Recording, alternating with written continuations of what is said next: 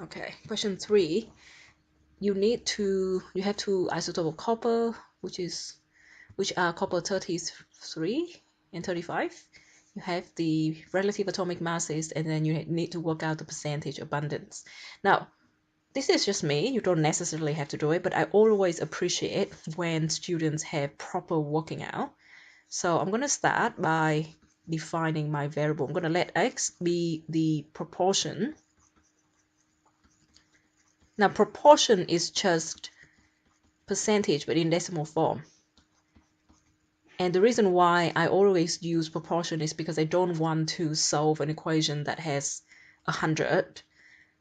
If x is the proportion of copper 63, then 1 minus x is going to be the proportion of copper 65.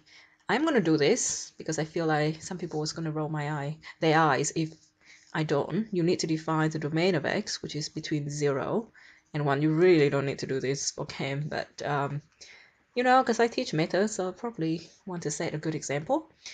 The reason why the proportion of 65 copper is going to be 1 minus x is because you only have two isotopes, so the total, if we're talking about a circle, the total is 1,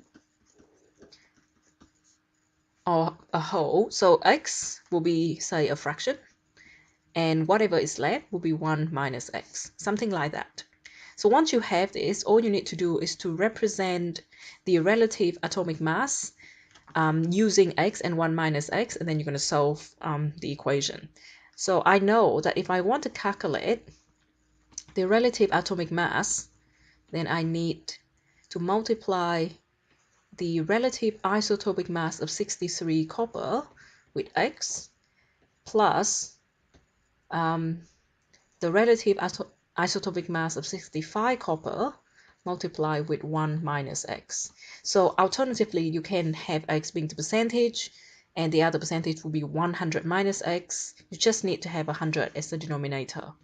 So now we have to do a little bit of solving linear equations.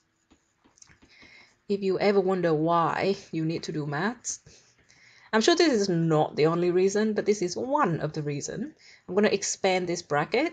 Be careful with psi. You have to have a minus in front of this.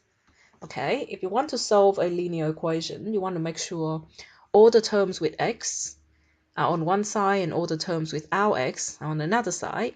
So as much as it pains me, because my equal sign will not be on the same column anymore, which I like, I'm going to move the 64.95 to the other side, and in doing so I need to change the sign of it from positive to negative.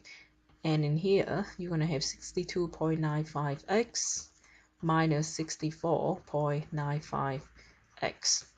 Okay, so we're going to do the math, at least for the left hand side. Just now, you should be able to do this by hand, of course. The thing with me, and I don't think there's any shame in it, is I get quite paranoid when I do simple calculations. So I always check with the calculator, especially when I can. So that should give you 2x if my math is not terribly wrong. So you can solve for x, which is always a good sign that it is actually between 0 and 1. If you have a proportion bigger than 1, you've done something wrong. Now, this is not the question. The question asks for percentage abundance of the two isotopes. So you have to answer the question. The final answer is you have 70%. So 0.7 is 70% of 63 copper.